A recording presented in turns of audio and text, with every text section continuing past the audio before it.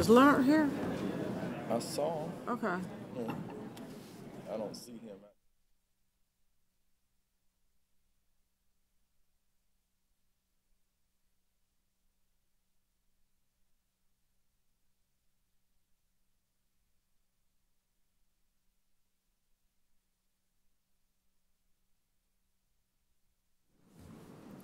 Good morning. Welcome to the Henry County Board of Commissioners, 9 a.m. Tuesday, January 7th, 2025, regular scheduled board meeting. We will begin with our invocation by Pastor Leonard Himes, and he will also lead us into our Pledge of Allegiance. If we could have everyone stand, please.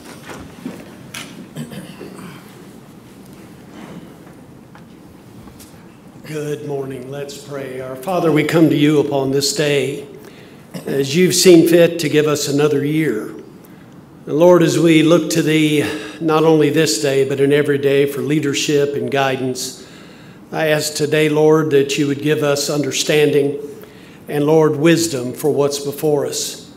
And Lord, may this year be a year of integrity, Lord, and honesty as you bless that. And Lord, I pray for the hearts of the people in this great county in which we serve, that you'd protect them, that you'd bless them. And Lord, we invite you into this meeting to lead, guide, and direct. And we'll thank you for that in Jesus' name. Amen. Amen. I pledge allegiance to the flag of the United States of America and to the republic for which it stands, one nation, under God, indivisible, with liberty and justice for all. Thank you. You may be seated.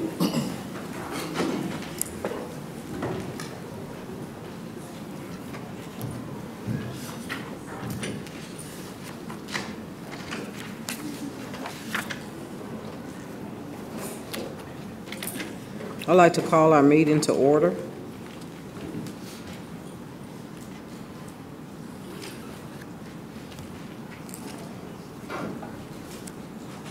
I have a few announcements to make. The following planning and zoning item originally advertised for January 7th, 2025 BOC meeting has been postponed by staff. RZ-22-14 DRB Group LLC of Fayetteville requests a zoning from RA to R1. This item is being postponed, so if there's anyone here for this particular item, it will not be heard today. Additional announcements. We will have an executive session to discuss property acquisition and personnel. Also, we are adding a resolution authorizing acceptance of opioid settlement with the Target Corporation.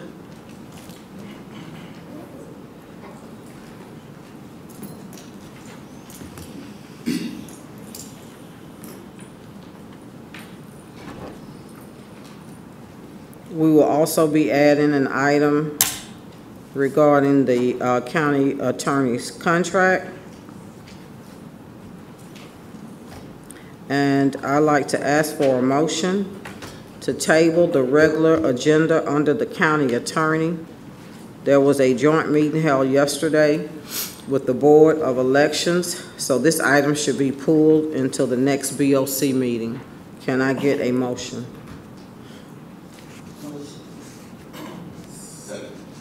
Got a motion and second. If there's no discussion, all in favor? Motion carries. Now we will begin with our presentations, financial update from our financial cluster lead, David Smith.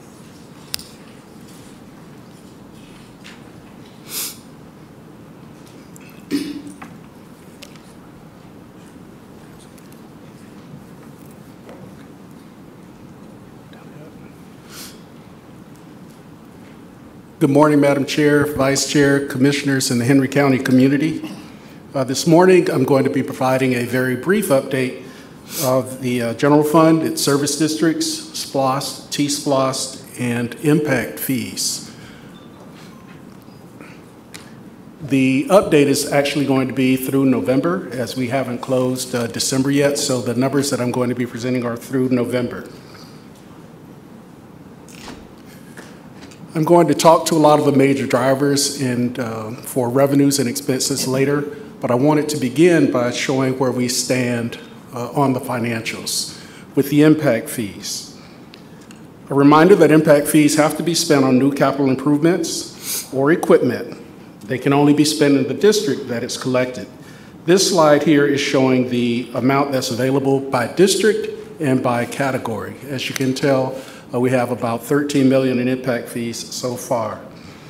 This does not reflect the expenditures that we recently made for the purchase of $2.2 million of fire apparatus.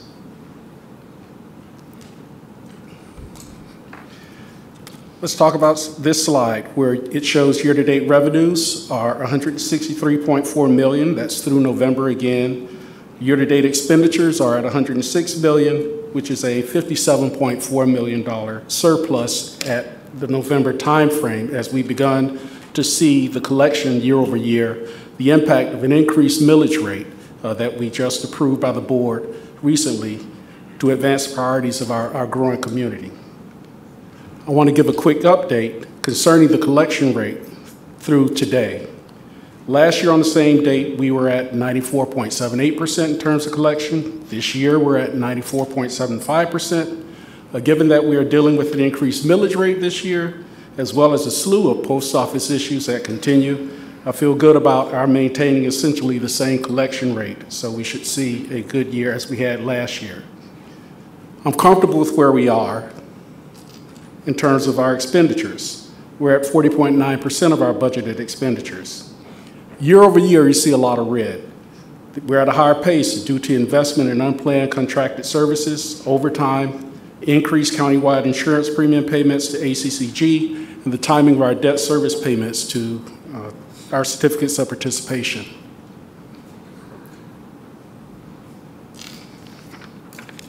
Let's talk about SPLOST 5.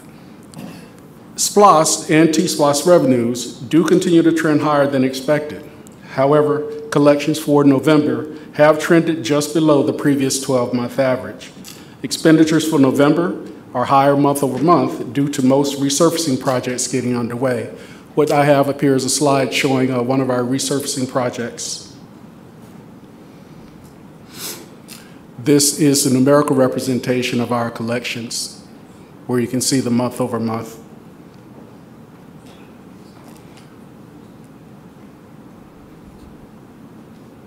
These are the expenditures. We're just beginning to see our expenditures begin to increase as our projects begin. This is the graphical representation of where we stand. As you take a look at the blue line, that's the budgeted expenditures, where you're seeing we just started those. T-SPLOST collections.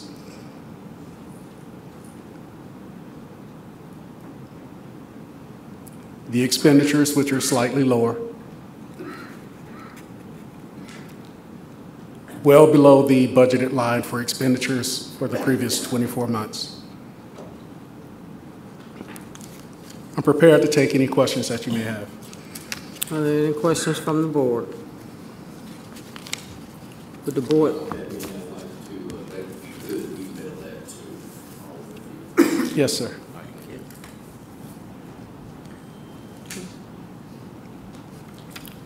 Thank you. Thank you. David.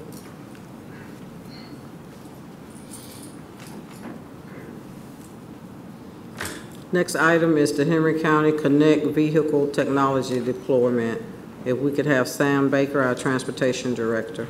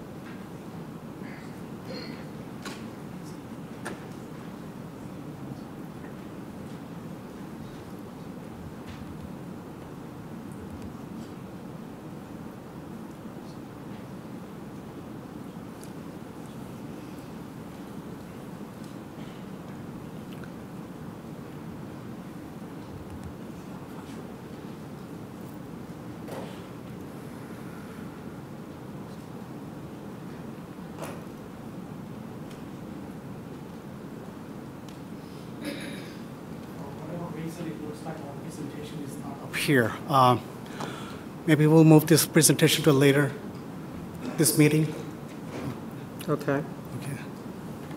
Sorry. Yeah.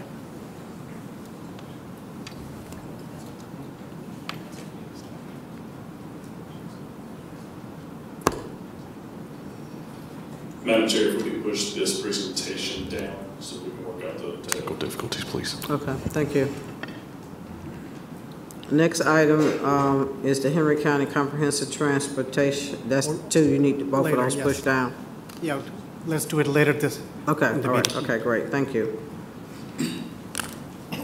Let me know once y'all get it ready. Next item on the agenda are appointments. I would like to appoint Commissioner Neek Robinson of District 2 as the Vice Chair this year of the Henry County Board of Commissioners. I'm making a motion, can I get a second? Second. Okay, got a motion in 2 seconds. All in favor? Motion carries. Congratulations, Commissioner Romney. Board of Assessors, Bertha Brown, the term would be 2/4 of 2025 to 1/6 of 2027. Can I get a motion to approve? Move to approve. Second. Got a motion and a second. All in favor? Motion carries. Henry County Building and Facilities Authority, Randy Williams, would serve the term of from 7, the term would be effective immediately, and that person will serve until 7/18 of 2025 to fill the unexpired term. Can I get a motion to approve? Motion to approve. Second. Got a motion and a second. All in favor? Library appointments. These terms will go till 12/31 of 2028. County at large, Sharon Ponder is my appointment, and District 3, Teresa Stiles. Can I get a motion to approve? Motion. Got a motion, can I get a second? Second. Motion second, all in favor? Recreation Board. At large, Bridget Forsyth, County at large. District 1, John Dewberry Jr. District 3, David Wilkerson. Can I get a motion to approve? Motion. Got a motion and a second, all in favor? Motion carries. Transportation Advisory Group. The term expires 12/31 of 2026. County at large is Jim Risher. District 1 is Herman Ryan, and District 3 would be Craig T. Burns. Can I get a motion? Oh, Do I need to do a separate motion? and then Commissioner Lewis, go ahead. And for that, for District 5, that'll be Timothy Blige. Okay. Can I get a motion to approve? Motion. Get a second? Second. All in favor? Motion carries. Henry County Veterans Advisory Board, terms expires 12/31 of 2028. At large is Denise Gain Edmond. County at large, Darrell Johnson. District 1 is Gary McNeil, and District 2 is Candy Saunders. Can I get a motion to approve? Motion to approve. Your second? Second. Motion second. All in favor? Zoning Advisory Board, term expiration is 12/31/2026. County at large is Don Randolph. District 1 is Don Venum. How do you pronounce that, Commissioner? Venum, okay. District 2 is Delander Nelson. District 3 would be Jim Risher. District 4 is Robert Kolpak. District 5 would be Kevin Richardson. Can I get a motion to approve? Move to approve. Got a motion, can I get a second? Second. Got a motion and a second. All in favor? Motion carries. Next item is the consent agenda, and that will be read by our county manager, Sherry Matthews.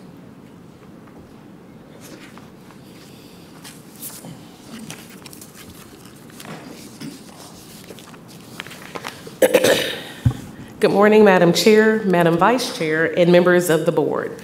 This is your consent agenda for Tuesday, January 7th. Under DOT, we have a resolution authorizing the chair to sign a Georgia Department of Transportation Local Maintenance and Improvement Grant, LMIG, application for fiscal year 2025. Under Emergency Management, we have a resolution accepting a donation of miscellaneous food items to Henry County Emergency Management and Homeland Security Community Resources Division for Thanksgiving food boxes for Henry County residents living in poverty.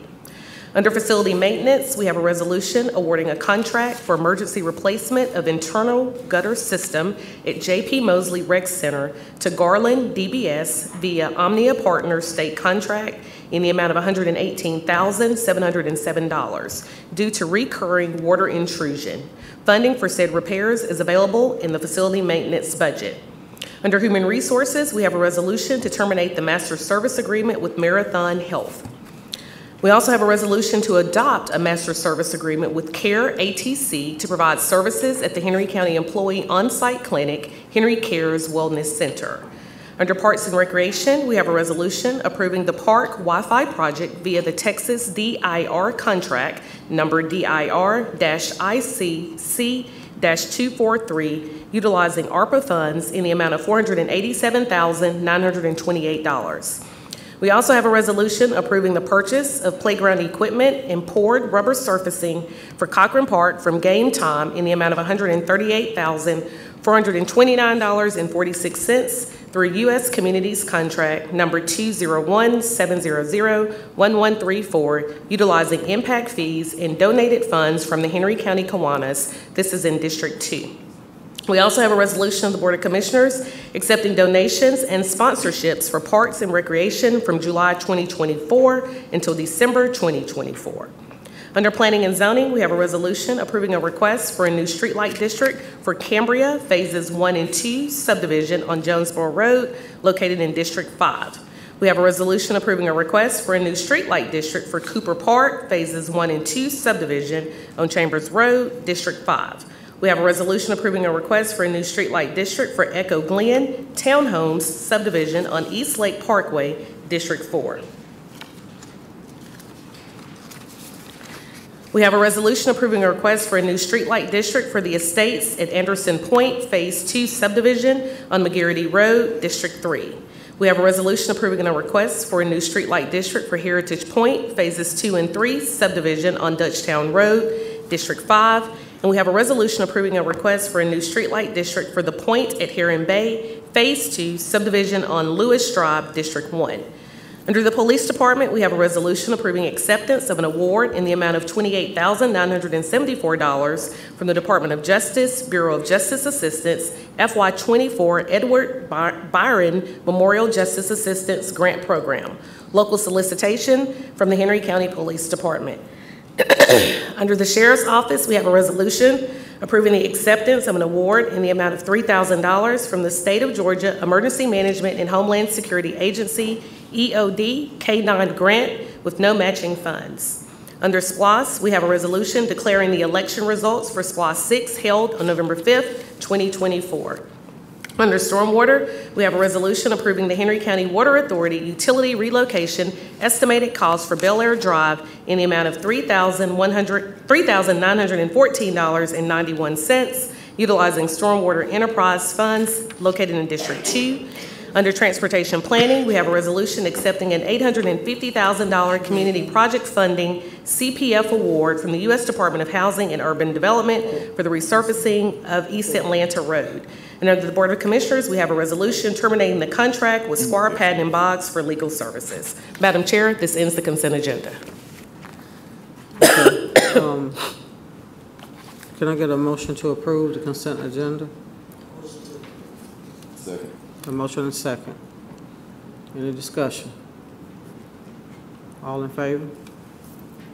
Motion carries. Thank you. Thank you.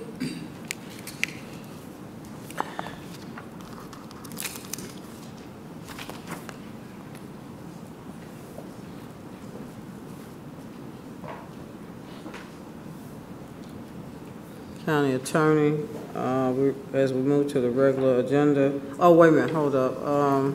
Before County Attorney comes, Transportation, are you guys ready? Yes, ma'am, status. Okay. Okay, thank you.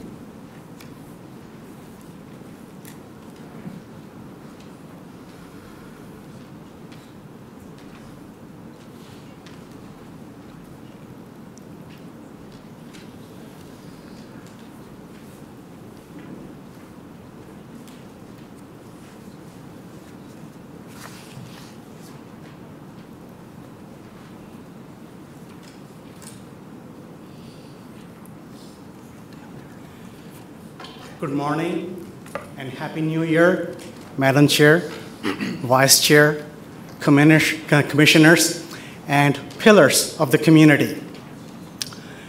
Henry County is developing a connected vehicle technology deployment plan. When completed, Henry County will be the first community with such a plan in the state of Georgia. And the good thing is, Madam Chair, Henry County has been awarded a SMART grant by the U.S. Department of Transportation, which is covering the entire cost of this plan development. As a result, there is no cost to Henry County for this project. The purpose of this presentation is to raise community awareness of this plan. We have retained a firm called P3 Mobility to develop this plan for us. I have here with me Mr. Jeremy Ward with P3 Mobility. I would ask Mr. Ward to share some information on this plan development with our board and with the pillars of our community. Thank you, Sam, for the introduction, and thank you all for having me here today. I'll start quickly with a little background on what connected vehicle technology is and what that means. You can think of the technology as a standardized language that vehicles can use to communicate wirelessly with other vehicles or with traffic signals, pedestrians, mobile devices, or any other entity in the system. And once this communication is in place, there's a lot of really exciting things that we could do with it. There's a lot of really exciting use cases, all with the goals of improving safety, improving congestion, and improving environmental sustainability while reducing costs of crashes and incidents throughout the county. This technology is not new. It's been gaining traction over the last several years, but last August we had the biggest boost when the US DOT released their connected vehicle deployment plan for the whole country. This plan sets out the US DOT's vision and includes an aggressive goal of equipping 85% of signalized intersections by the year 2036. With this plan and the project that Henry County is working on, they're well on their way to achieving that vision. The primary goal of this project is to create a documented plan to deploy connected vehicle technology across the county. This is going to include a few different things. First of all, it's going to build on the learnings from the prototype of the project that is deploying something called emergency vehicle preemption. This is a use case that gives fire trucks and police vehicles additional green lights as they're responding to incidents. This plan is also going to explore the cost of deploying across the whole county and look at funding options to make sure that that cost is able to be covered in an effective manner. The plan is also going to include a section on training a workforce to support the technology in the county, as well as engaging community members who likely don't understand this technology and are not familiar with the technology. Lastly, this plan is going to position Henry County with a strong Stage 2 SMART grant application that's going to lead to more funding and availability to deploy the technology across the county. In terms of our approach, we kicked off the project in October, and we're currently in the data collection phase. where we're interviewing key stakeholders across the county and gathering data to understand where and how this technology can best impact the county. From there, we'll move into strategic planning, drafting the plan, and ultimately providing a finalized plan to the board later this year. There are several different topic areas that this plan is going to cover. The key here is that this is not just a technical document. It's going to be a document that covers many different facets to make a successful deployment. And the key takeaway is that all of these factors and all of these topic areas are important to have a successful deployment. Lastly, I'll cover the schedule here. As I mentioned, we kicked off in October and are currently in the data collection phase. We're planning to have a draft plan by August of this year and a final plan by October this year to present to the board. With that, I'll take any questions. Thank you for having me today. Are there any questions from the board?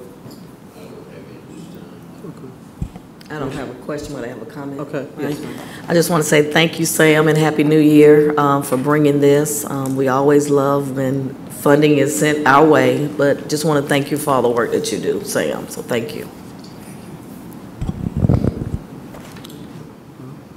Okay. Thank you. Thank you.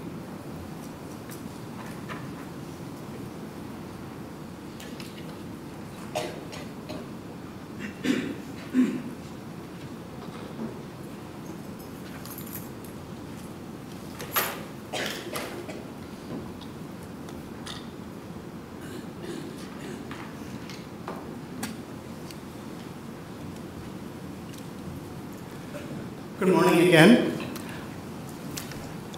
A review of Henry County's recent crash statistics show an upward trend in the number of crashes, injuries, and fatalities.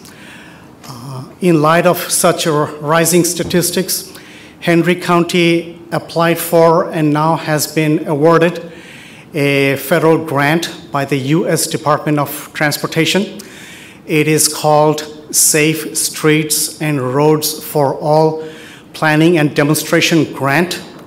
We are using this grant to develop a safety action plan in an effort to reverse the current upward trend. We have retained a firm called Modern Mobility Partners to develop this safety action plan for us.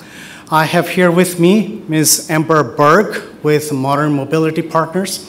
I would ask Ms. Berg to share some information on this plan development with our board and with the pillars of our community.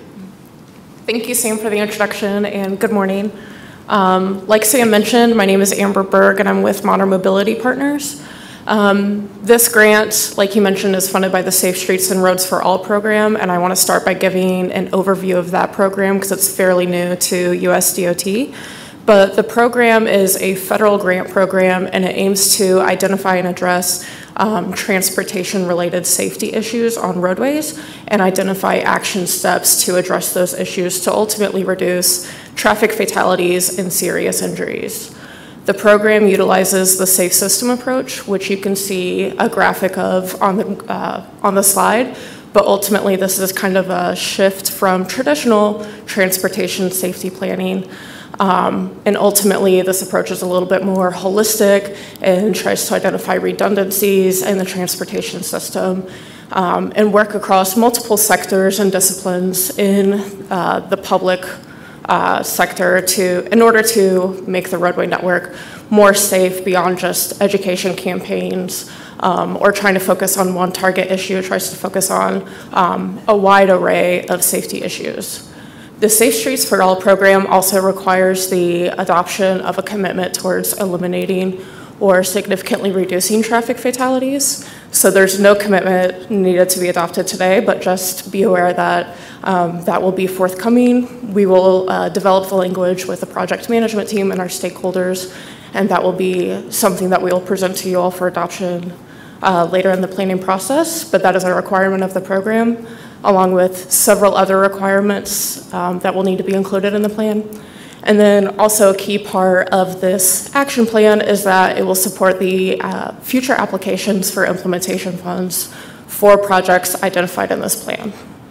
So whether those implementation funds are from the Safe Streets for All program or other federal, state, or regional funding initiatives. You can see on the slide the vision and goals developed by the project management team and our stakeholders for the plan.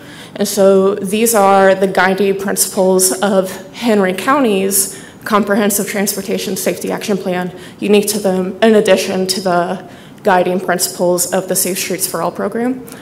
The vision is that Henry County and the cities of Locust Grove, McDonough, and Stockbridge are committed to improving mobility and reducing fatalities and serious injuries for all modes of transportation and all community members. And in addition to improving safety, the goals of the plan are also to promote a culture that prioritizes safety, increase use of non-automobile modes, improve maintenance of roadways and facilities, and identify improvements that can be implemented quickly. So these are the tenets that we will be keeping in mind as we move forward in the plan, from doing safety analyses to identifying recommendations. And then some of you may be aware, but just in case, there are several jurisdictions represented in this plan. It's not just the county's safety action plan, but we are also collaborating with the cities of Stockbridge, McDonough, and Locust Grove. And so staff and stakeholders from these communities, as well as from Henry County as a whole, are represented all throughout the plan in ways big and small, from development of the plan's logo and branding to representation on the project management team, the stakeholder committee, public outreach. We are going to each community at least once throughout the development of this plan to make sure we're incorporating all communities in our efforts and hearing from them.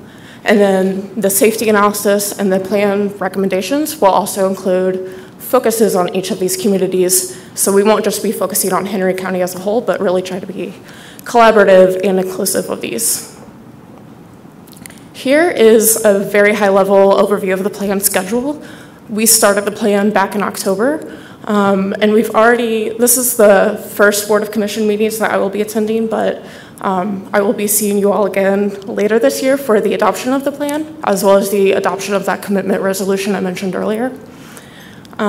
We also have had a roadway safety stakeholder committee meeting already back in November. So we met with our stakeholders, introduced them to the plan, got some initial feedback from them.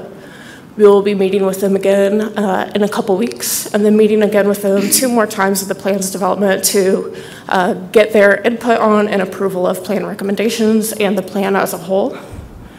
We've also already started public engagement and the safety analysis of the plan, and those are ongoing through the spring. And then later in March and April, we will identify recommendations for the plan, and then spend some time developing the plan document as a whole before it goes to adoption. Here are some key milestones that we've achieved already. The first, like I've mentioned several times, we formed the Roadway Safety Stakeholder Committee. This is a multi-jurisdictional and multidisciplinary group of stakeholders in the county. So we're including folks from EMS, police, public schools, Parks and Rec, to get a lot of different perspectives so that whenever transportation practitioners like myself make recommendations or identify safety needs, we make sure that we're trying to capture all perspectives to make sure that what we're putting forth in this plan is going to really be effective. We've also attended 2 pop-up public engagement events already. We've attended one in Locust Grove and one here in McDonough, and we launched a public survey and comment map, which we've already received hundreds of responses on. Some upcoming activities include finalizing the safety analysis, which is a really robust and key part of this plan document. We will complete an analysis of plans and policies and facilitate another in-person event as well as a virtual public meeting. And then lastly, before I leave, I just want to encourage you to take the survey for this plan as well and leave comments on a public comment map about safety needs that you're aware of. And please share this with your networks and anyone you know so that we can get as much input as possible. Any questions? Any questions from the board? I do have just one question. Is there a reason why the city of Hampton was included in the plan? The reason is the city has chosen not to partner with us.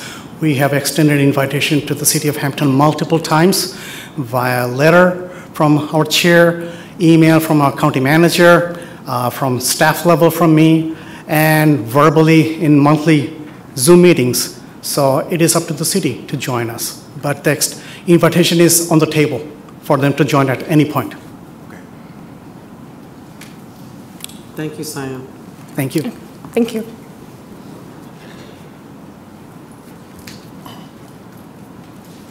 Okay.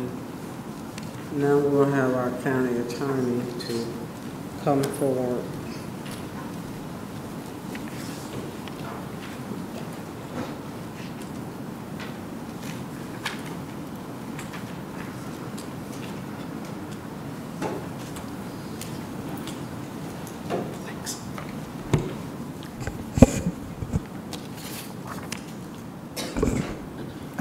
Good morning, Madam Chair, Madam Vice Chair, members of the board. I have a question about the resolution that was walked on for the Target settlement. Would you like me to cover that? Yeah, we could do that first. Okay. Okay, so the walk-on resolution is a resolution by the Board of Commissioners to authorize the acceptance of a settlement with Target Corporation as part of the national opioid litigation. And this resolution authorizes the chair or the county manager to sign the necessary participation document. And I've reviewed the master settlement agreement as well as the participation document, and it's in order for signature. Okay. Do you have any questions from the board members with regards to this resolution? Okay. So we need to approve this, right, Stephanie? Okay. So can I get a motion to approve? I move to approve. Can I get a second? Second. Okay, all in favor? Motion carries. Okay. The next item is a resolution declaring official intent to finance capital project costs through tax-exempt financing. And this resolution relates to a pending Public Facilities Authority financing. And until that financing is finalized, this is declaring the intent of the county to actually backstop that financing. And this declaration of intent is necessary to be in compliance with IRS regulations. Any questions from the board? Can I get a motion to approve? Motion. Can I get a second? Second. All in favor? Motion carries. Thank you. Okay. And the next item is a home rule ordinance by the Henry County Board of Commissioners under the home rule provisions for counties of the Constitution of the State of Georgia to amend an act of the General Assembly of 2021 found in Georgia Laws 2021, page 4168, Act number 123 at SEC, as amended, amending and restating the Henry County Development Authority Act. The purpose of this ordinance is to amend the manner in which members of the authority are appointed. And it only amends Section A of Section 2-2-215 of the county's Code of Ordinances, which is the codification of the local act. And the purpose of the amendment is to provide that members of the Henry County Development Authority serve at the pleasure of the Board of Commissioners. It also provides that if there is a vacancy created during the term of an authority member, a vacancy on the Board of Commissioners, then the new either chairperson or the new commissioner has the ability to appoint a new member to the authority. Now the home rule provisions of the Constitution require that we have 2 adoptions. This is the first adoption. It also requires a publication of a notice in the Henry County legal organ. That notice is already, the publication has been initiated. It has to run for 3 consecutive weeks prior to final adoption. And as of now, final adoption of this ordinance is scheduled for January 21st. Any questions from the board?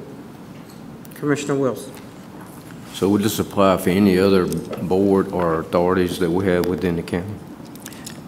No, it doesn't, Commissioner Wilson, not unless the Board of Commissioners elects to do an amendment related to those boards. Okay, thank you. Commissioner. Just one point of clarification. I just want to make sure what it is doing is just making sure that the elected commissioner's appointment, the appointment's term corresponds with the commissioner's term. Is that correct? That's correct, Commissioner Anglin. Any other questions? Okay, hearing none.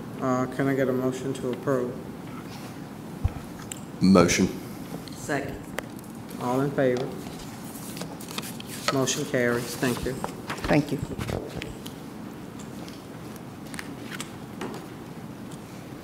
County Manager's Office, resolution authorizing acquisition of land.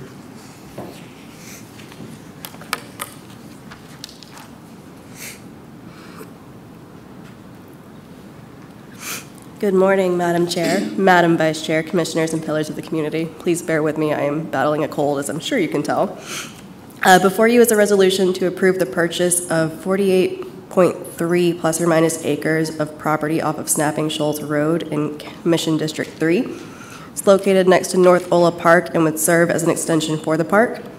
The cost is $1.16 million and will be paid for with impact fees from Parks and Rec and Green Space. You can see, if I can go the right way, a map of the property here. I would like to note that this purchase would be consistent with the Parks and Rec Comprehensive Master Plan that you guys approved back in August. And happy to take any questions. Okay, JP. Good day, Madam Chair, Vice Chair, and pillars of the community. There we go. Yes, as Ms. LaRue mentioned, this is in line with our current Comprehensive Parks Master Plan. It is on the list to acquire the property next to this park so that we can expand that park in that area. So it falls in line with what we're doing. Commissioner Anglin, this is in your district, correct? It is. Okay. I want to first thank staff. We've been working on this for probably 3 years now. And it was part of Gary's vision, apparently, also, to help expand that park. So thank y'all for helping that to come through fruition. So the master park plan had to happen. The Brassel family was willing to work with us as well. So thank you to all parties involved. Thank you, staff. Thank you. Any other questions or comments from the board? Hearing none, can I get a motion to approve? Motion to approve. Second.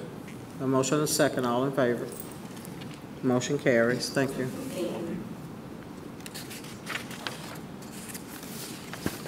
Financial Services, resolution for declaration of official intent to finance costs of certain SPLOST projects. David, are you? No, there you are. Vice Chair, Commissioners in the Henry County community. What you have before you is a resolution to declare your official intent to finance certain SPLOST 6 projects using capital project financing. Why do we want to do this? Well, our SPLOST 6 collection period actually doesn't begin until April of 2025, and we really want to get ahead and get some of those projects begun so that the public can see that we're serious about utilizing our SPLOST 6 funds. So SPLOST management desires to begin those certain projects ahead of time, and the resolution you have before you is to declare that intent to begin and pay for those SPLOST 6 projects using capital project funds. We currently have approximately $9.8 million available in capital project funds. SPLOST Management anticipates that they may need about $1 million of that amount, and then they're going to reimburse us. So that's basically what we're asking here before you. Are there any questions from the board? Commissioner Lewis. I just had a comment. I just want to thank you all. I know I spoke with Rocky previously about this. This is a fantastic way for us to start projects. Previously, we have waited until collections started, and it puts us behind the 8 ball. So this is how we should do it going forward. The residents keep demanding that we address infrastructure. This is a perfect way for us to go ahead and get things started. So when the collections come in, we just keep moving right along. So fully in support of this, and I thank you for bringing this to us. All right. Can I get a motion? Motion to approve. Second. Okay. All in favor? Thank Motion you. carries. Thank you. Next item is SPLOST. Good morning, Rocky. Good morning, Chair, and good morning, Madam Vice Chair and Board of Commissioners, pillars of Henry County. Let's see if I got it right. So we're here. We got a lot of resolutions here, Chair, so bear with us. Our first one is a resolution for a budget amendment to reallocate available SPLOST 5 county-wide district projects funds to various active SPLOST 5 county-wide and district projects. So this is something that we do from time to time, and I call it a cleanup, basically, where projects that we have completed and we still have available funds, we can't do anything else because the project is completed. So what we want to do is transfer those funds to projects that are still ongoing or they have not started. So basically, that's what we've done. I'm not gonna go line by line, but there's some minor changes from. I know I have met with all the commissioners yesterday, but since then we have made some minor changes. So I just want to bring it to attention because it's not what is published. So I just want to kind of go through those real quick. From the county-wide, we have removed 1.5 million. So we're looking at 2,076,000. And you can see where the projects are, the funds are available, completed, and they're moving towards, in this case, to the aquatic. On District 1, there was no change on District 1. On District 2, we did a change. We moved funds towards resurfacing. Previously, it was towards another project, so we're showing now going those towards resurfacing. And we have revised this one as well, District 3. We actually reduced down the total amount for parks and improvements. There's some little items that we have to do over there at Heritage Park, so we removed 20,000 from there. And then Airline Road Extension, it was increased by a small amount. And then that's District 4 and District 5. No changes on 4 and 5. I will take any questions at this time. Are there any questions from the board? Commissioner Wilson. Right, go back to the capital list. Yes, sir. Where you moved money to the aquatic center. Now, is that additional? So that's going to be money's additional to the current budgeting for the aquatic center? That's correct. So we increasing the aquatic center budget? By that amount. Okay. Yes, sir. Madam Chair, if you don't mind, I'd like for Lynn to come up and explain to the public why we're having to move those funds. Okay. It's not a matter of us not budgeting correctly in terms of the construction, but there's some contingency costs that we need to discuss. So I think it's important for you all to understand why that transfer is occurring. Okay. And this may go through the next resolution as well? Correct. It kind of ties to that resolution, so we This wanna- needed to happen before that Yeah, resolution, yeah. correct? So I'll let Lynn, if you don't mind, Madam Chair, if she can explain that since that question was posed. Absolutely, yes. So this is to clean up those accounts that have a little bit of balance in them and to assist in funding the Aquatic Center where we did not have a proper construction contingency in the original bid. It was based on the original budget, and of course, it came in over the original budget. So actually, the very next resolution that is coming up is to increase the construction contingency to a proper amount. A typical construction contingency is between 5 and 10% of the construction contract amount, and it is currently like 2%. So the next resolution is going to increase it, and this is going to cover that increase. Okay. And I'll go through that on the resolution, but it's to cover unforeseen circumstances. We've hit rock multiple times. We've hit trash. We've hit unsuitable soils. And having that contingency enables to keep the project moving without having to come back and bring stuff to you every time something comes up. It's very typical in construction. Okay. Thank you for clearing that up. And these funds that are in the SPLOST 5 can only be used on projects that are in SPLOST 5. That is absolutely correct, yes. All right, thank you. Okay. So the first resolution is to approve a budget amendment to reallocate available SPLOST 5 countywide and district project funds to various active SPLOST 5 countywide and district projects. Can I get a motion to approve? I move to approve. Second. Got a motion and a second. All in favor? Motion carries. Next item is the Aquatic Center. Yes, ma'am.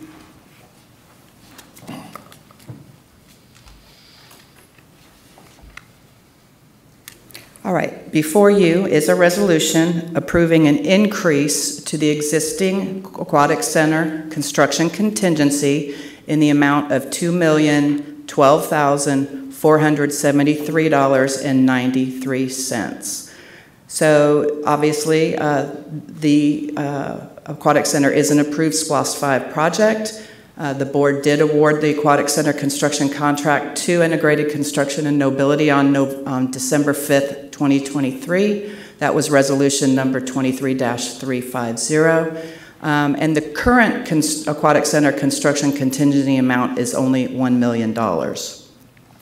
So there is a need to increase it by that $2,012,473.93, which will bring the construction contingency to a total of $3,012,473.93, and that is 6% of the total construction contract. And as I said previously, it's going to cover things and keep the project moving along. And as I previously stated, the industry standard is between 5 and 10%, and the funds are available in SPLOST 5. And I'll be happy to answer any questions that you might have on this. Any additional questions from the board? Hearing none, can we get a motion to approve? Move to approve. Got a motion? Can I get a second? Got a motion and a second. All in favor? Any opposed? Motion carries. Thank you. Next, resolution, Dutchtown Road. Yes, Madam Chair. Next resolution is for the bid award for construction for Dutchtown Road. Dutchtown Road is as a SPLOST 5 approved project. This is actually located on the old District 2, which is now the new District 5 project. Seal bids were solicited through the purchasing department, bid number 25-25. We received 10 seal bids, and they were reviewed. The lowest bid came from Backbone Infrastructure in the amount of $2,793,624. Funding is available in the project account, and staff recommends approval of the bid construction project. And that's a picture of the plans. And Dutchtown, once Dutchtown is completed, it will connect Mount Carmel Road with Jonesboro Road. So it will give the community a north-south where we can drive now, which at this point we don't have that. Thank you for this. This is well needed and actually long overdue. And I did want to point out that I know this contract, the amount is $2.79 million. The total cost of construction will be well over $4 million, which we recoup from developers. Correct. So if you can, the pointer don't work, but if you can see between there's some little circles on the road, those are roundabouts. Right. So the developer is going to build just past the second roundabout. Right. So it did save the county over $1 million. Absolutely. Well, thank you very much for that. And like I said, we definitely need this north-south connectivity. It will help traffic in the area and actually relieve some of the pressure off of Jonesboro Road. So thank you very much. Thank and with that, I move to approve. Okay, got a motion? Second. Got a second? All in favor? Motion carries. Next item is the Flippin Road extension. Yes, Madam Chair. The next item is supplemental agreement for the design services for the Flippin Road extension. Originally, the Flippin Road extension was designed as a rural segment road, but in talks with the commissioner, we're going to make that urban section. So in order to do that, that means we will be adding sidewalks, curb and gutter, and we're going to have to do some improvements to drainage due to the curb and gutter and the sidewalk. So this is for design only. We're looking at about $178,000 change order. Even though we're still actually in construction, we do have time to recoup that design, be able to do the design, because at this point we're just clearing, grading. We do have a bridge. That's something else that this design will, good thing the design is for the bridge is big, wide enough, but one of the things where we need to check is to make sure that the additional concrete on the bridge, that the beams will be able to keep that load on it. So this is for the design, and then once the design is completed, there'll be an additional cost for the work. So we'll come back at a later time shortly. So this is for the design for the sidewalks. So Rocky, I have a question. With regards to the bridge, is that a DOT bridge? It's a county bridge. So at the end of the day, it's going to be a county DOT bridge. Yes. But one of the things is the state DOT, they review, they inspect our bridges and culverts every 2 years. Okay. And so is there a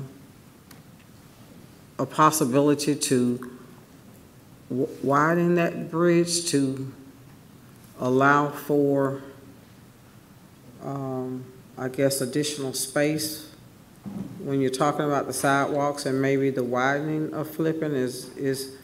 So the bridge is going to be wide enough for the 5-foot sidewalks. Okay, so yes. It will be wide enough for that. Yes. But were we talking about widening Flippin at some point, or we can't widen it because of the bridge? Oh, you may be talking about the interstate bridge. That's what I'm talking about. Oh, okay. So that's a different. This is a different bridge. Yes, this is a different. This bridge. is on the south side of Flippin. Okay. This will connect to Jonesboro Road. Oh. This is okay. This is on the side. So this is on the new location of Flippin. Okay. The road does not exist today. Okay. All right. Okay. I got you. Thank you. No problem. Okay. All right. I know that this is this is Commissioner Robinson's. Is it your district? Okay. Yeah. Once again, thank you. And I know we did this at my request, and it's actually at the request of the residents right there on Flippin. with this Flipping Road extension, it will go right and cut through some neighborhoods. And so we wanted to add sidewalks. The sidewalks were not included in the original design. And also I wanted to provide some safety for kids being able to walk through the Dutchtown school cluster. So this is much needed. Once again, thank you very much for adding it to the project. It will really help the residents in that area be able to, have their kids go safely to school and also be able to do their walking as well. So. Thank you, Commissioner. And with that, I move to approve. Okay, got a motion, can I get a second? Second. A motion and a second, all in favor? Motion carries, thank you. Thank you. And next item is the what? The next item is supplemental agreement for Muffield and Nichols for the State Route 81 widening. This is something that GDOT has required the county to do a VE study, which is a value engineering study. The cost for the consultant to prepare and submit the package and to attend the meetings and also to prepare the VE study comments is about $28,000 supplemental agreement. And there's a drawing of course, State Route 81 is about 3 miles long road widening, and this is on TIS+, but it's actually on District 1 and 3 through SPLUS 5. I will take any questions at this time. Mr. Johnny, this in your district, okay. All right, can I get a motion to approve? Motion. Second. A motion second, all in favor? Motion carries, thank you. Thank you.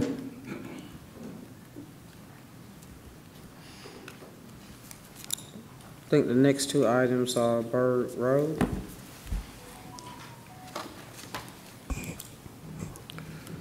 Good morning, Madam Chair, Madam Vice Chair, members of the board, and pillars of the community. The agenda item before you now is a splost item, a resolution to approve the funding of stream credits for Berg Road in the amount of $396,000. Berg Road is a District 1 SPLOST 5 project, and due to the construction of Berg Road,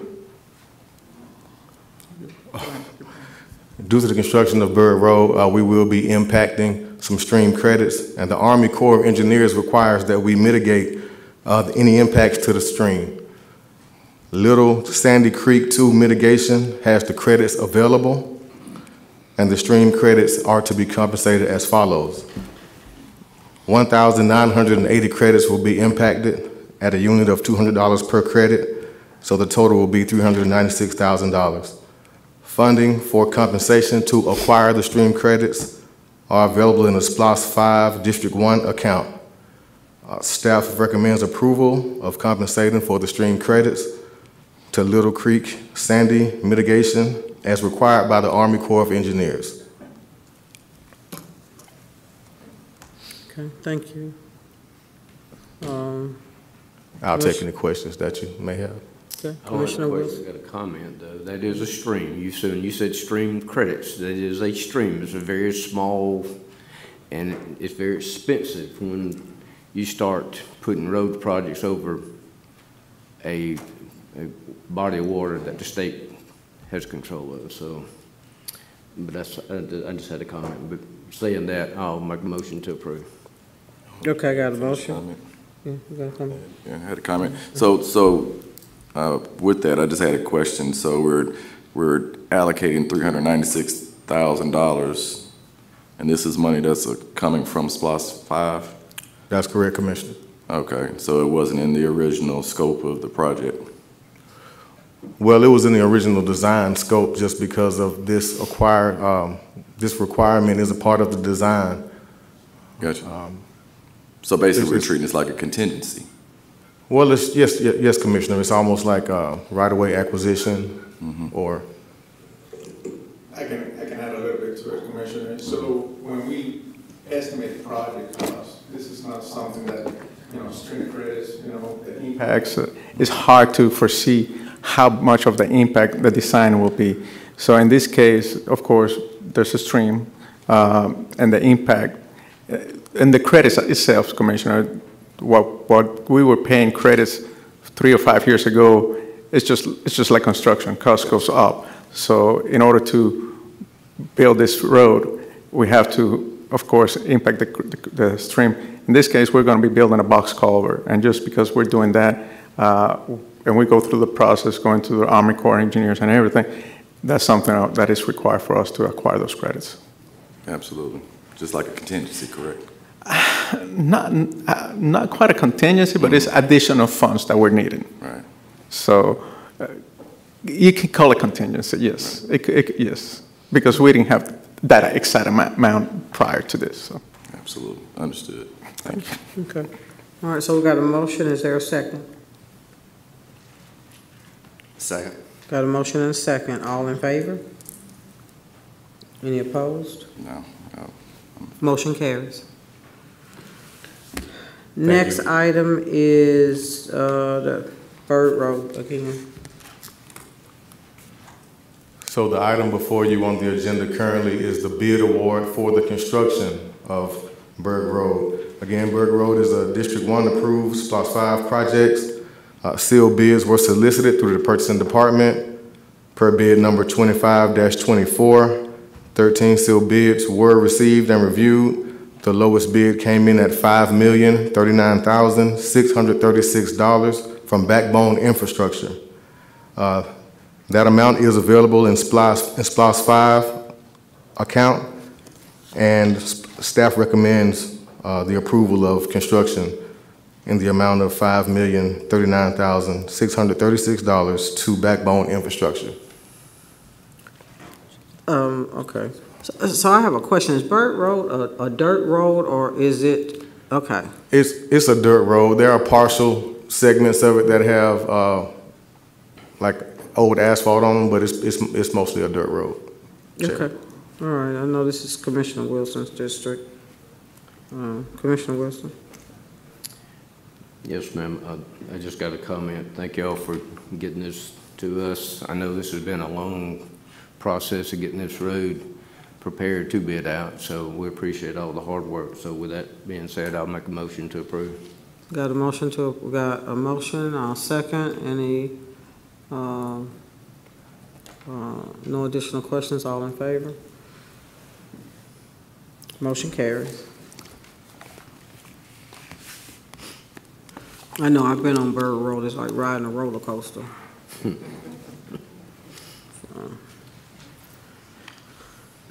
Parks and Recreation, resolution approving revised park and recreation bylaws. Hello again, Madam Chair, Madam Vice Chair, Pillars of Henry County Board of Commissioners. This is a resolution to approve the revised Parks and Recreation Advisory Commission bylaws. They met last year to review their bylaws, and they made a few changes.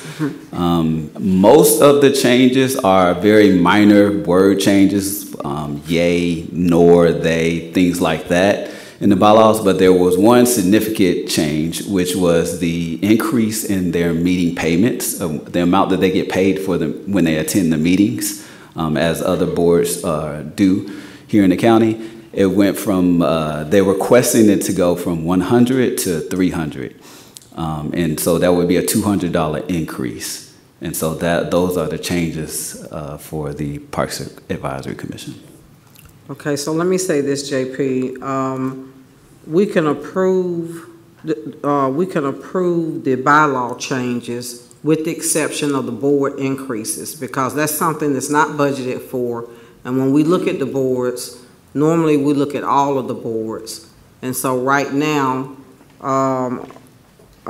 we could, I would make a motion to approve the bylaw amendments excluding the board increases, because again, like I said, that's not budgeted for, and then we'd have to review normally what we do, and if I'm correct, county managers, we look at all of the boards, because we've had several boards that have asked for increases and we have denied.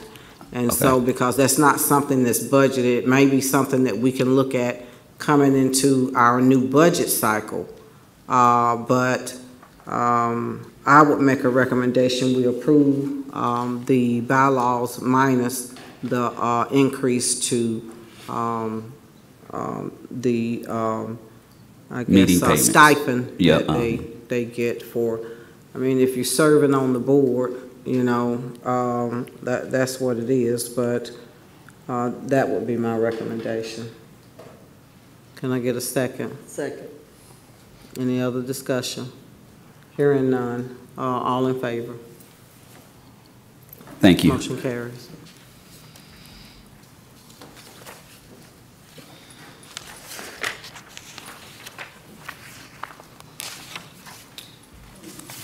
Next item is the ULDC amendment ordinance. This is for discussion.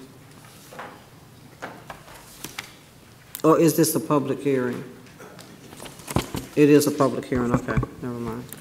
Good morning, Madam Chair, Madam Vice Chair, board members, and members of the Henry County community.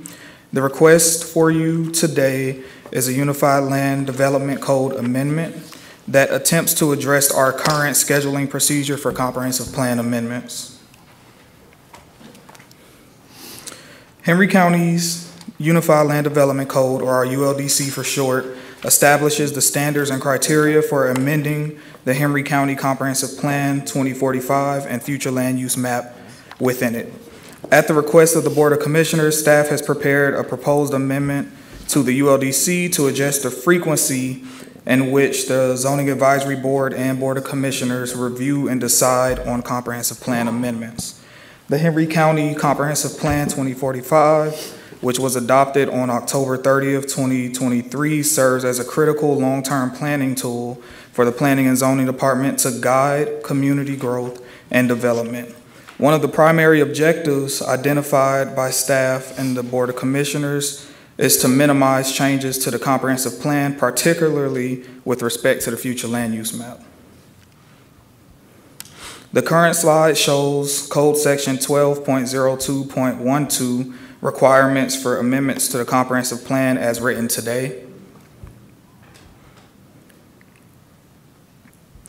And as I turn to the next slide, you'll notice that staff is suggesting adding language that is highlighted in red. The Zoning Advisory Board and Board of Commissioners shall consider amendments to the comprehensive plan biannually at respective board meetings during the second and fourth quarters as determined by the zoning administrator, with the potential for additional hearings as directed by the Board of Commissioners upon a majority vote. The original request was to only hear the comp plan reviews once a year, but after further evaluation, staff is recommending a biannual review process to avoid placing undue constraints on either the board or staff in the event of an influx of requests or a necessary and legitimate comprehensive plan amendment. And I'll give you an example. Currently, we are rewriting our ULDC amendment. We're rewriting our ULDC completely with TSW. They also did the comprehensive plan.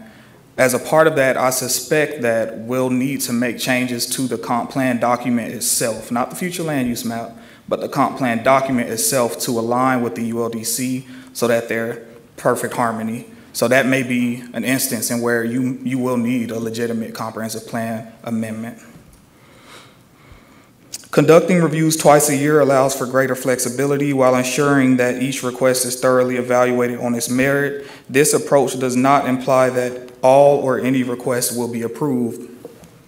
And I will be happy to take any questions. Staff recommends approval with the proposed language, subsection D. So I guess I have a couple of questions. Like you said, originally when we asked for staff to put this in place, we were asking for a once a year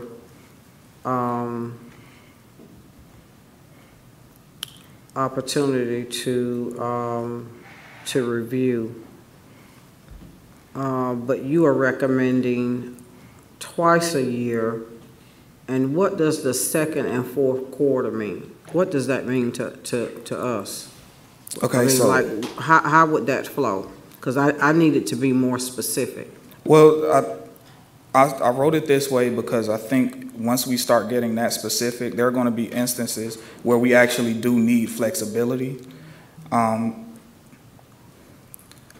The second and fourth quarter, usually around the springtime and the winter, I felt like those were good times for staff to suggest when those meetings would come, or for the board to suggest them as well.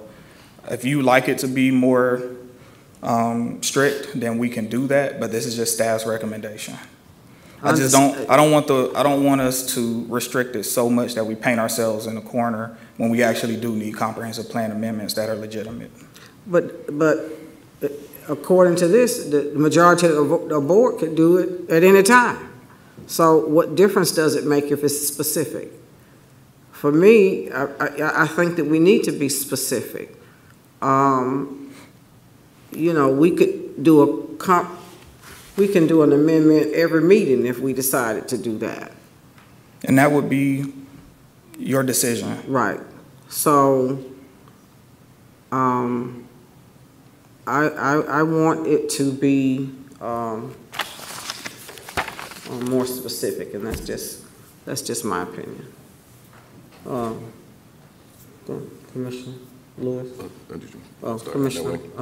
I don't have a comment at this time, no ma'am. Okay. Yeah, I mean, I had questions. I guess my questions, and one of the discussions or the intent that we had as commissioners, when we did the comp plan and we did the flume, you know, we got the, we decided as a group that we were going to try to stick as best as possible to the comp plan and to the flume. But once the flume was done, we noticed that, you know, there are certain, maybe small areas that may need an adjustment. And we didn't have an opportunity to go back. And then when I say mean adjustment, I'm talking about adjustment like, say, some places high density, we wanted to take it down to low density. So the intent was an opportunity for us to be able to correct that and also to limit the number of applicants asking for comp plan amendments. I know there's been some misinformation floating out there stating that we're doing this for spot zoning, which is totally opposite of what we're actually trying to do. But to the chair's point, if we do it twice, and then also with the caveat that with a majority vote, we can do it any time, I don't see what the difference is than what we're doing now, if that makes sense. So I don't know how my colleagues feel about that, but I think our intent was trying to be, on the one hand, more restrictive as far as the number of applicants asking for comp plan amendments, and also giving us the ability to maybe adjust a particular area that was on the flume that we thought may be needed to lower density. So if that makes sense. Understood. And if it's the pleasure of the board, we can write it to where it's only done once a year. But I'd like to be clear that we're still going to get requests, and people are going to think, developers or applicants are going to think, well, I'm just going to take a crack at it anyway. So I don't think we'll see a decrease in the amount of applications. We get maybe 10 a year, in a big year, 15. I don't think we'll see a decrease, but it will help us consolidate them to 1 or 2 dates, whatever you decide to vote on. Well, that's my point, though. Even if the applications still come, they know they're going to have to wait until such time as we're going to hear them. We're not going to have a comp plan amendment on every single agenda. Like, they literally will know going forward. They know that if they want to present a comp plan amendment, that it's going to be heard at this particular time. I'm okay with that. That was my intent. Commissioner Wilson. My concern is how this would affect annexations. So if we're only going to review these comp plans once a year, and we give the cities and the developers, they'll be wanting to annex properties. Because the cities, they're not going to be stuck to this, only Board of Commissioners. So that'd be my concern. Cities are doing it now.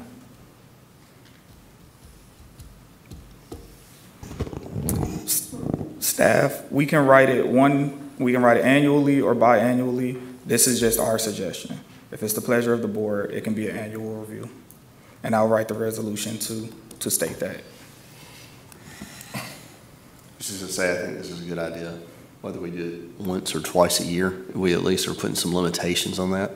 With that being said, I do believe, to kind of what Commissioner Wilson alluded to, is I do think the city of McDonough does have it where they do that once a year. It may be twice, but they do have a limitation on their plan changes, is my understanding with one of the councilmen.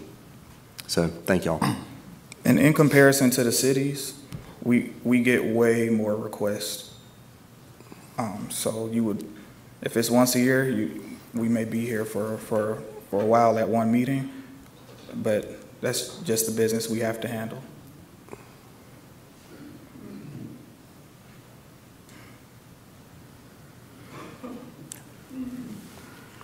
So can I ask a question? Can we look at rewriting that section D and removing that last line with the potential for additional hearings as directed by the Board of Commissioners upon a majority vote?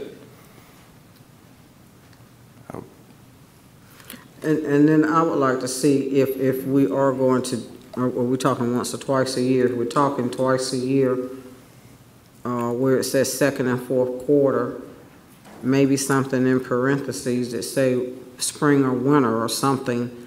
I just, want to be a little bit more specific, I guess, from that standpoint.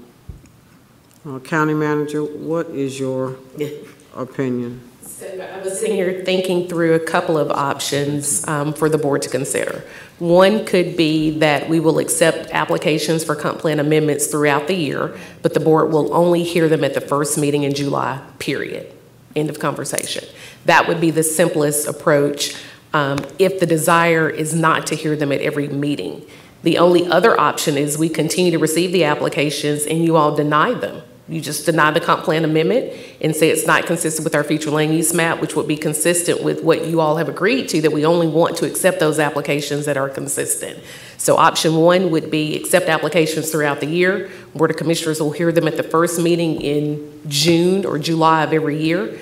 Or we still receive the applications and then any request that's not consistent, staff will advise that it will be an automatic denial. Now what that means is that that applicant cannot reapply for rezoning for a whole year. And so it certainly gives you all the leverage to control what type of development occurs. But if the intent is only to receive them for that one time, I would certainly suggest that it just be we accept them throughout the year and the board will hear them on the first meeting in June, July, or whatever date you all see fit. I don't know how often, and this may be more of a planning and zoning question, that we're going to be looking at the flume for updates. But to Kamal's point, I don't want the board to get into a position where there may be a tract of land. I know in some of your districts there are commercial zone parcels that have been zoned commercial for some time that you all don't have the ability to amend the comp plan because we have this provision in place. One other question. How, because there's a couple master plans that are now in play at the moment, and probably some future ones. How, if we do that once a year, how is that going to impact those master plans? Because I would think if we're in a master plan planning, which is very smart on us as a county, that we would need to probably allow ourselves at least twice a year, because depending when that master plan goes into place. Thoughts? Yeah. And that was my thinking with the last sentence about the board being able to majority vote another hearing for special circumstances. It's just a little extra flexibility. And to the county manager's point, out of those 10 comprehensive plan amendment applications we get, staff will tell them this is likely not going to pass and we're not going to support it, and it's not likely that the board will support it. And you don't hear a lot of them because they just don't make it this far in. So I just wanted to give you options for flexibility. One other point to the master plan. The only other option would be if the board approves the master plan as part of the resolution, that could be an amendment to the comp plan. And so it wouldn't have to be that last sentence where by majority of the vote of the board, because if you approve the master plan, you can add to that resolution, thereby amending the future land use map to be consistent with the master plan. So that wouldn't tie the board to having to do it 2 times a year or to have a majority of the board vote on amending the future land use map, because you all have approved to do the master plan. So the intent is to make changes to those land uses. Correct. Is that a better option then? It is. It is. Okay, I would think so. I just want to make sure. Okay. Yeah, that would be a better option even in my case, so I definitely want to move forward with that. The one other question I have is that if the applications are not in line with what we currently have in place, why is it not an automatic denial? Well, you still have to accept the application and hear the case, whether it makes sense or not. It's just ZPL. So the zoning procedure Zoning law. procedures law. Okay. If we're not comfortable making a decision on this today, I would suggest we table this. I can write up a few more options and then we can revisit it in the next morning meeting. I move to table. Y'all good with that? Second. Good, okay. All right. And Madam Chair, I apologize. This was advertised as a public hearing, so we do have to open it up for public comment. Okay, thank you. Okay. This is a public hearing. Persons wishing to speak in favor of the request, including the applicant, which is us. We have a collective total of 10 minutes to address the board. Those in opposition of the request also have 10 minutes to address the board. You can come forward and state your name.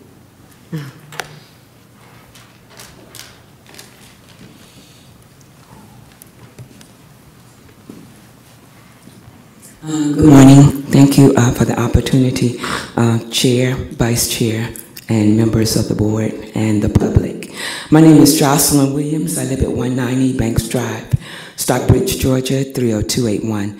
I'm in opposition to changing it to twice because it helps to slow the excessive growth in the county and helps ensure a balanced approach. So input from residents and interested parties during the zoning code revisions process can be heard to acknowledge any negative effects of excessive growth that it has on its citizens, particularly the Flippin Road and the Red Oak community where I live. Flippin Road is being expanded by millions of dollars, but not the Flippin Road from 1992 to now. Flippin Road, which runs with 75 going over, has not been had any splash funding. So I would like us to stay at the regular once a year so that we can look at all areas and make sure that everything has the public interest in place. I want to thank you for your kindness. Thank you. Next. I asked for in favor or in opposition. Oh, or in opposition? Yes, I sure did. Thank you. I beg your pardon. Good morning, commissioners. Thank you. Chair and my commissioner, Kevin Lewis, thank you. And I want to take one moment to say that in the respect of time, that I'm going to ask to give this to the county clerk.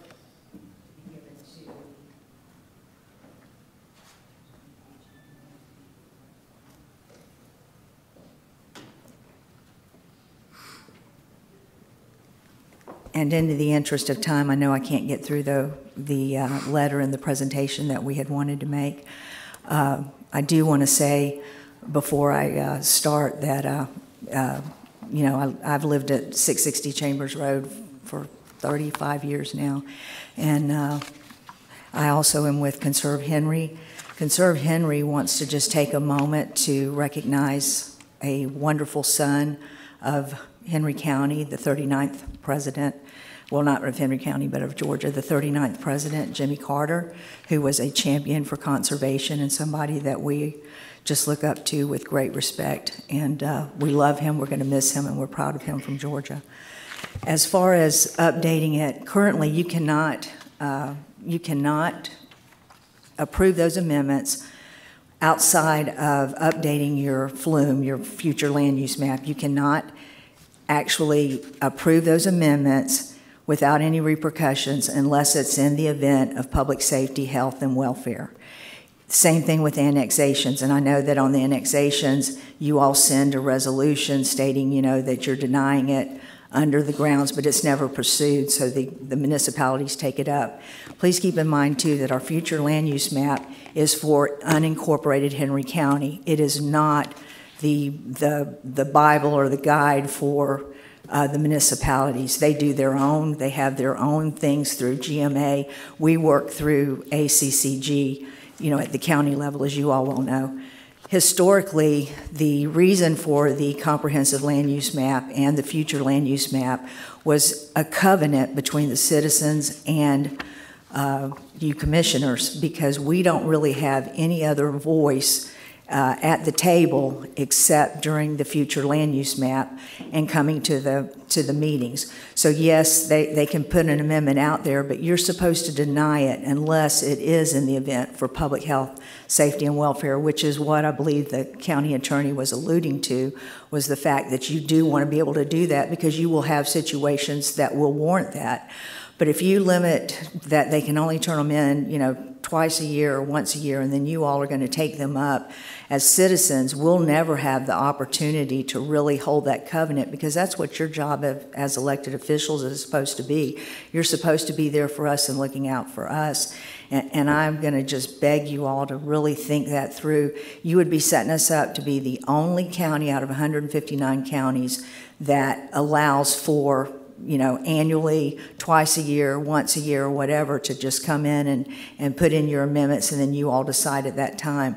Whereas currently, if you want to amend, and the developers know that, everybody knows that, TSW knows that, if you come in and you know, you come in and you want to amend it, you have to go publicly. You have to put that in. But the land use map is what holds citizens, you know, well, it helps us have a covenant to hold our elected officials accountable and to come out when you know that that amendment does not meet the land use map. So you're going to take away our ability to at least stand up against it, because we can only oppose what is, you know, not permitted under the land use map.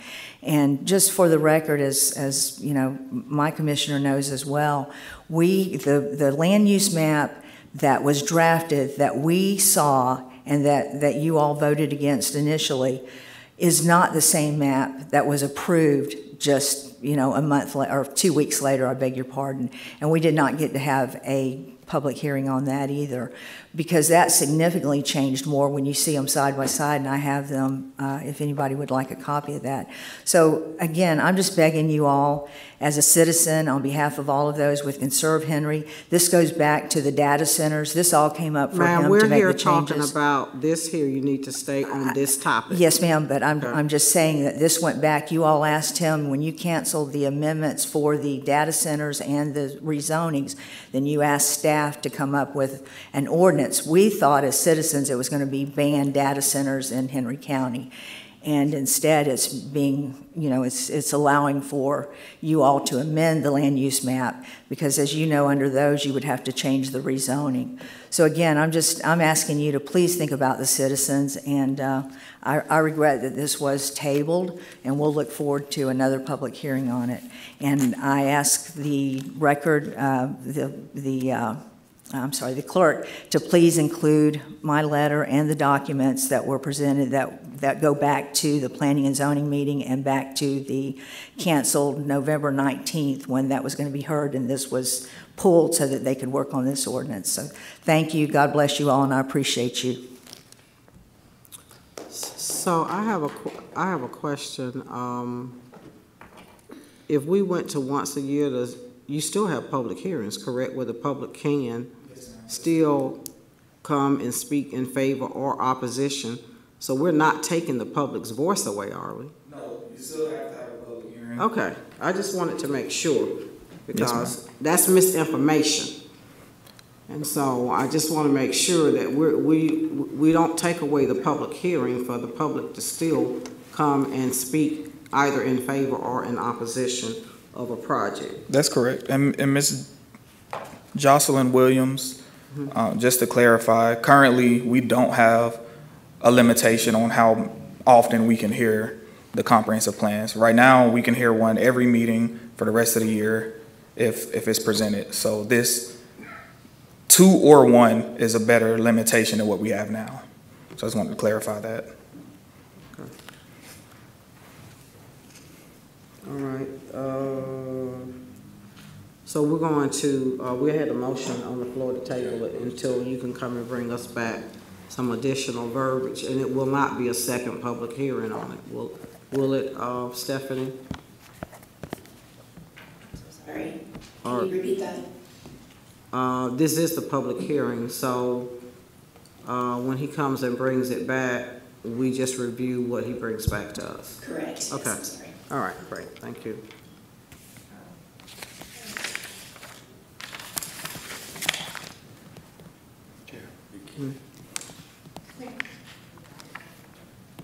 Ma'am, public hearing is over. Public hearing is over.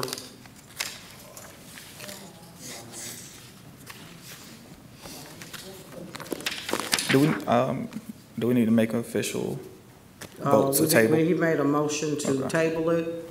She seconded. All in favor? Motion carried. All right, thank you.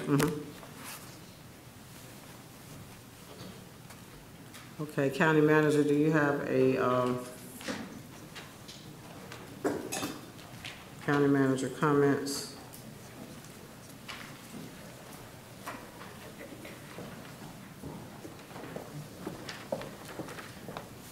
Good morning again, Madam Chair, Madam Vice Chair, and members of the board. I am pleased to present our year-end review video that we do at the top of our new year, and so we'll have a video first, and then I do have a couple of updates that I need to make to the board.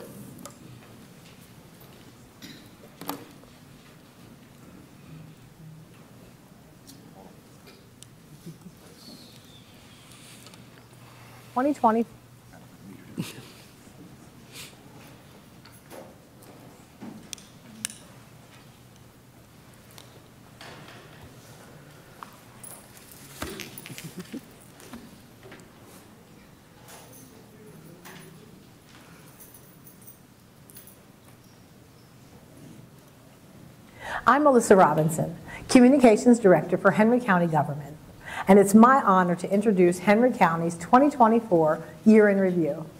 This past year has been one of progress, collaboration, and innovation, and we're excited to share some of 2024's highlights with you. From advancement in public safety and infrastructure to community-focused events and initiatives, we work together to make Henry County an even better place to live, work, and grow. This video gives you a snapshot into quite a busy year, capturing all the stories, milestones, and service that define our commitment to serving you. Thank you for being a part of our journey. Let's take a look back at an incredible year and look forward to an even brighter future.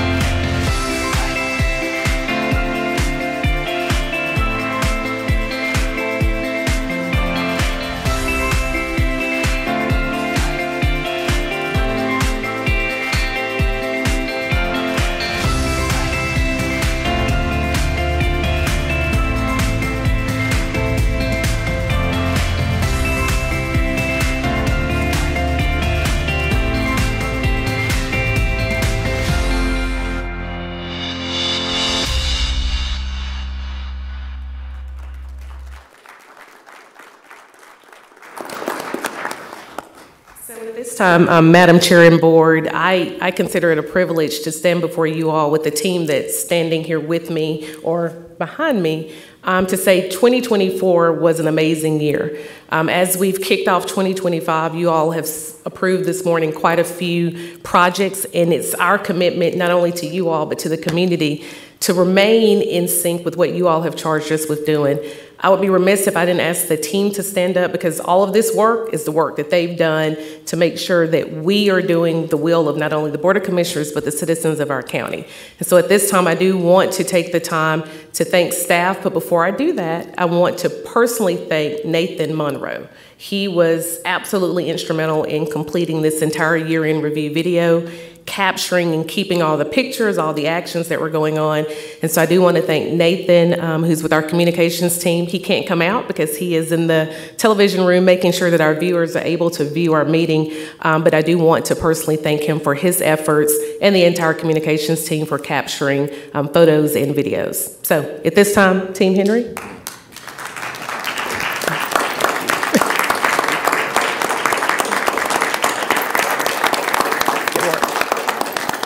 Thank you. So a couple of other updates that I do have. If you are not aware, Henry County will kick off its Citizens Academy, which begins on next Wednesday, January 15th. So if there are any citizens who are interested in joining, they have until January 13th to get their application in. Those citizens can go to our county website and search for Henry County Citizens Academy or follow the link on our social media page. Just for the board and for the residents that may be watching, our Citizens Academy is an opportunity for you to see inside of our county government, understand what our departments do, how county government functions, how our finances are created. And so it's really an opportunity for citizens who want to better understand what we spend our money on, the services that we're providing. They get to meet with our staff, visit various departments, and really get to understand better our county government. And so if you are interested, please, please, please get your application in. As a reminder, or not as a reminder, but most of our board members were present. We did have our employee appreciation event on December 6th. Thank you, commissioners who were present for that event. You all joined in all the festivities, all of the dancing that we did, and so I really appreciate those commissioners for being present for that. As we closed out the year, I don't think he's here. I think he's actually home today, but I do want to recognize our Senior Services Director, Sean Norris. He received the prestigious Trailblazer Award from the Q Parker Legacy Foundation, and so that is a huge honor. Also, I'm sure you all are aware that it is very chilly outside, and so we are working with our Community Resources Division on winter weather sheltering needs. Please, please, please, if you all know of individuals that have a need, they can contact our Community Resources Division at 770-288-7506. And I'll have Miss Amanda raise her hand and stand up. Everybody should know Amanda, but if not, Amanda oversees that group, and she has really, really been working with those most in need in our community, so thank you. And then I have two other things. Chair Harrell did receive notification from the Department of Community Affairs that we have completed all of our necessary documents for our community improvement element. And so our qualified local government status is still in order. And so thank you to the planning and zoning team and to all of the departments that were instrumental in making sure that that happens. And then finally, the biggest piece of news that I have is our North Mount Carmel Recreation Center is on track to open in late February. This is a spot, yeah, that's a handshake. I will share with you that I believe that will be Commissioner Lewis's new home. I understand that he drives by daily to make sure that it is on schedule, but again, kudos to Lynn Planchon and the entire SPLOST Capital team for delivering that project ahead of schedule, within the budget, and on time. And so thank you. And Parks and Rec. And Parks, sorry. March. JP corrected me, it's March, not late February, but March. But yes, Jonathan Penn and his entire team. Y'all, North Mount Carmel Park is the recreation facility is a beauty. Let me explain to the commissioners, we can't have one in every district. So we're gonna need y'all to all come together, and we're gonna work well on this facility. But it has certainly been some work done by all of our staff, and they have really been diligent in making sure that we are getting that project completed. So Madam Chair, this ends all of my updates for the first meeting in January. I'll answer any questions that the board may have. Any questions or comments from the board? Okay. Great. Stephanie, do we have anyone signed up for public comment? Thank you. Okay, thank you. I'd like to approve the minutes for November 5th, 19th, and December 5th. Can I get a motion to approve? Motion. Second. Motion second, all in favor. Our upcoming meetings will be, our next board meeting will be January 21st at 6:30 p.m. and February 4th at 9 a.m. I need to get a motion to go into executive session for property acquisition and personnel. Can I get a motion? Motion. Second. Okay, all in favor? Okay. We will take a brief recess to go into executive session.